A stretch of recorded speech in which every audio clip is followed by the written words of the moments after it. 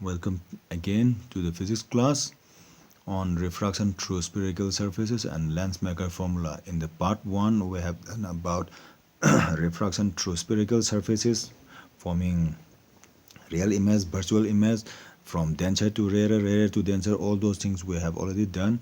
But now let's try to see in this part number 2 about the Lensmaker formula. But we need to use those concepts that we have already done in the first part. Okay, let's see.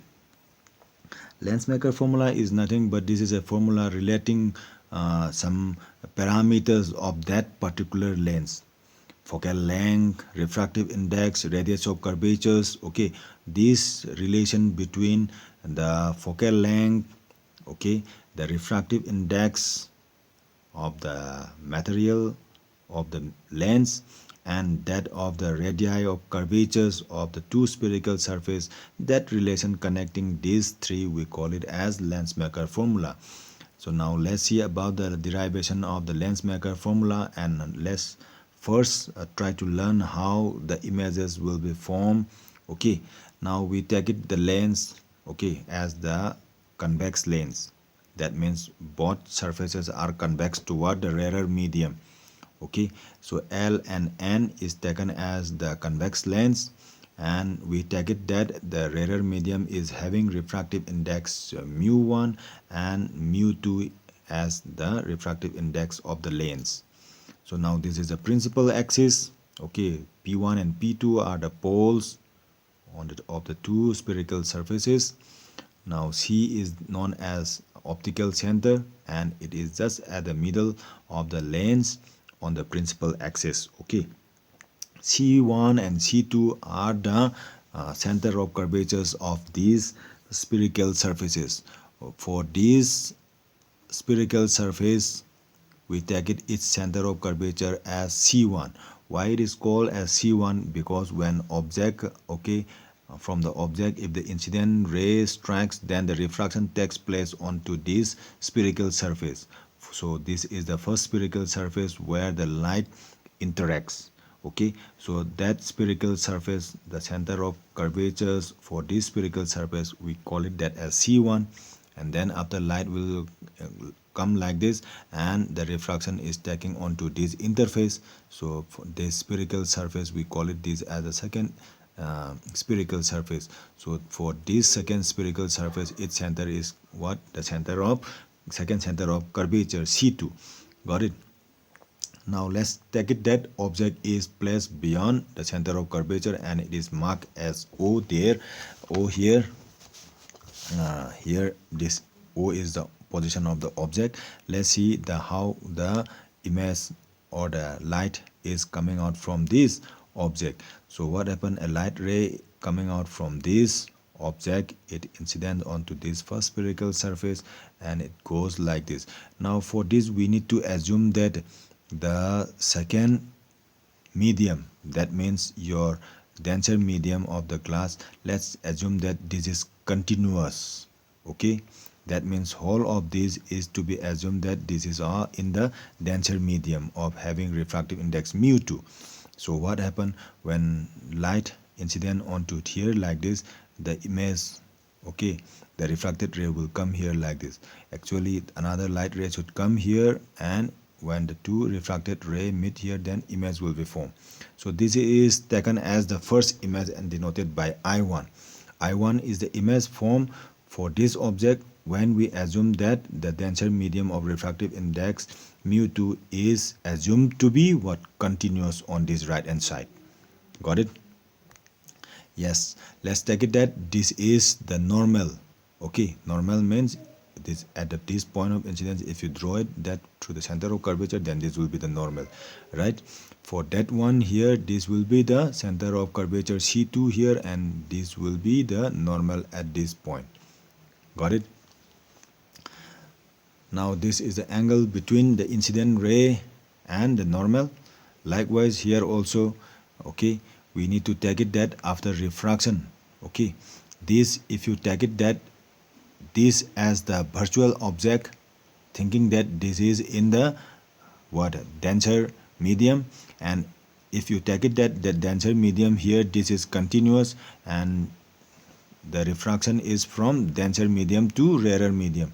You need to take it that in this case refraction through this, okay, second surface, we need to assume that the whole of this left hand side is having mu2, and we have to assume that this image this image that was formed in the previous refraction through this spherical surface L P1N, we take it that this is the image. This image is where inside the denser medium mu2, when we consider that this side is having, okay, refractive index mu2 continuous like this denser medium so this image was inside this. So in the case of refraction through this spherical surface, we need to take it that this image I1 is inside this denser medium and the image is formed here at I. So this I1 will be considered as the virtual object for the refraction at this second surface. Now let me tell you again, we need to take it to consideration here. What is the first consideration? That this is a refraction from rarer to denser. Okay, the first one that we did at the time of that refraction through spherical surface, okay, from rarer to denser, convex toward the rarer medium, forming real image like this. We did it in this way. Okay, object here, then image will be formed like that.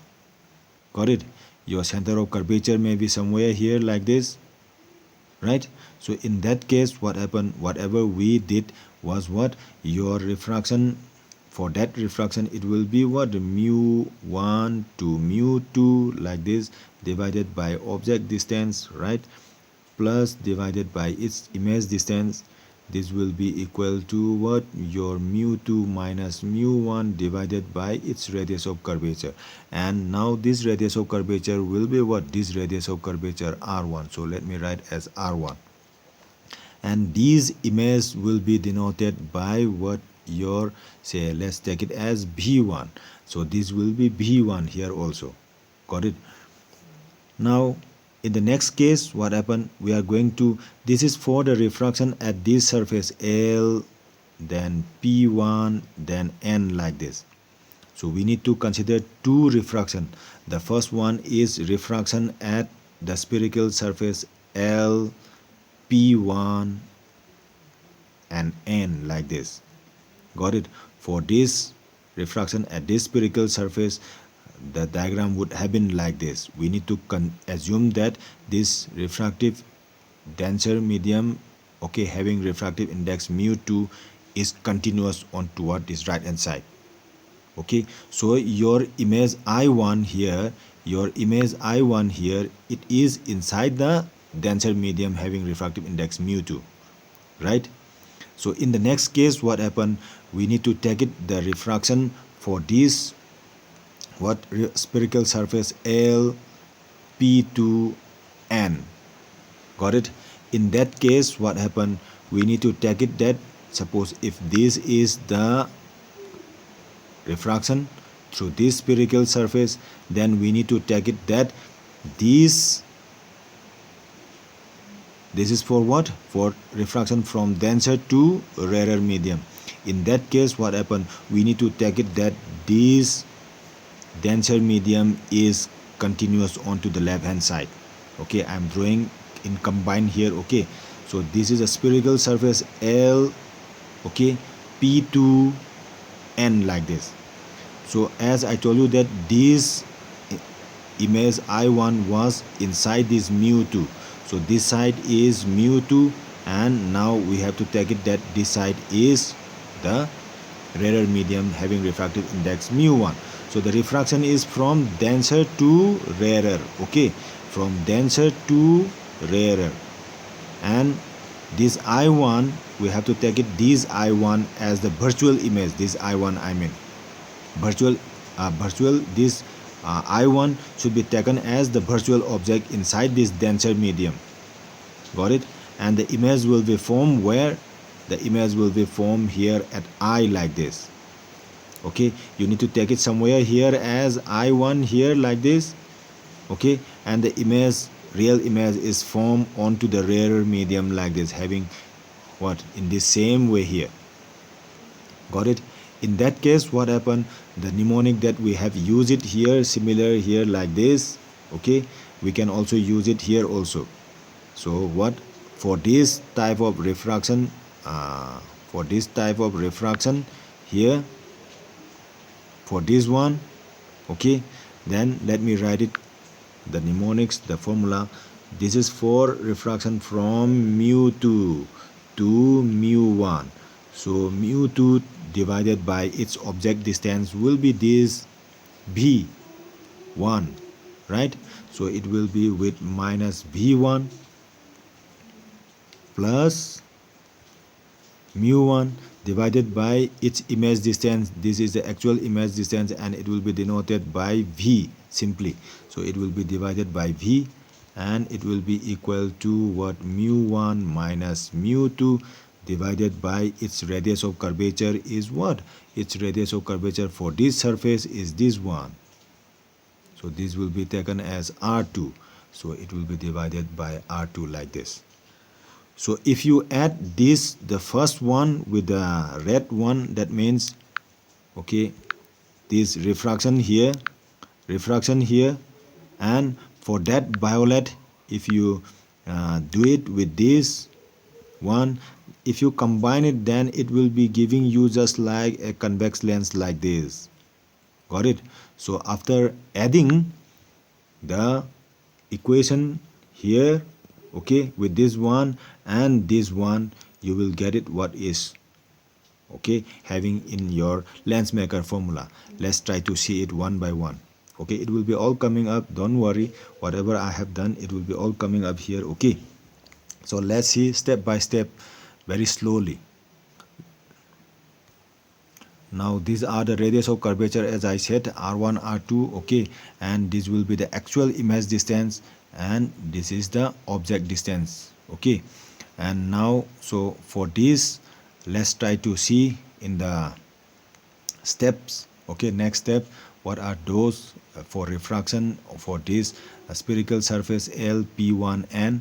Let's see, this is for the refraction. So what happened, the formula that we use, instead of using like this, it will be better to use, instead of this CO, okay, instead of this CO, you just better write it as minus u, okay, instead of this, I mean, if you want you can use it, no doubt, but for this, you, as I said, you name this distance as what, v1 for this I1. Okay, so it will be v, and this c prime, cc1, this is nothing but your r1. So instead of this cc1 here, you better write it by r1. Okay, and you name it this as equation 1. Okay, this is for the refraction from what, rarer medium to denser medium, convex to what, the rarer medium, forming for what, a real image. Okay, and now let's see for that of the refraction onto this second spherical surface LP2N. Okay, let's see, similar to that one, you better write this also like this, as I said. So this is for the refraction from denser to rarer, that means from mu2 to mu1. It is already written there, from mu2 to mu1 divided by its object distance, minus of object distance. I told you that this will be taken as the object distance. Why? Because the object, the image formed in the previous refraction will be considered this image as the virtual object for the second refraction. Got it? So what happened, its object minus of object distance, this will be taken as the object distance.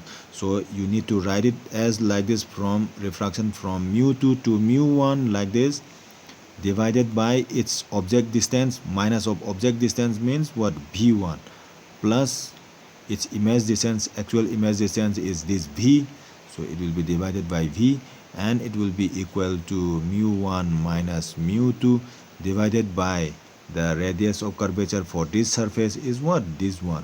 So that means this will be the radius of curvature and it will be like this, r2. Got it? So if you add you can name it this as equation 2. Okay, if you add with this equation 2 and this equation 1, then you will get your lens maker formula very easily. Got it? Let's see. So combining the two refractions, okay, at the both surface, you will get it like this, the same thing that I told you. Okay, so after putting all those sign convention, it will be in this manner. Okay, if you transfer this mu1 from the left hand side to this, then it will be coming in this way. Okay, mu2 by mu1, we know that that is the refractive index of the second medium with respect to the first. If this is the first medium is air, then we can simply write as mu2 by mu1. Instead of this, you can write it as mu. Okay, then you will get it the expression like this. That this now after this, see, if the object is at infinity, if the object, this distance object is at infinity, then we know that the image will be formed at focus. So if your u minus u is taken as what, minus infinity, then b will be equal to f. Okay, then what happened for this left hand side, it can be replaced by what, f only, 1 by f only. That will be coming up, okay, in the next step. So let's see, when u is taken as to the minus infinity, then b will be equal to plus f. So 1 by f will be equal to what, mu minus 1 all into 1 by r1 minus 1 by r2. So this is the relation what we call as lens maker formula. Okay, why we call it this as lens maker formula? By knowing the refractive index, okay, of the medium of that lens and knowing their radii of curvature, we can form it any type of lens of desired focal length, or you can say of a desired power. 1 by f we call it as power. Okay, so it doesn't depend not only on the radii of curvature but also onto the refractive index. Got it? So by knowing the refractive index of the material of that transparent medium and its radii of curvature, we can form or we can make it any type of lens of desired focal length or desired power. That is why we call it this equation as lens maker's formula. Got it? Yes, these are all easy things, okay, that we have already done. You can observe it, okay, by pausing it. Okay, with that we will try to come to the end of our today's class. Thank you for watching my video.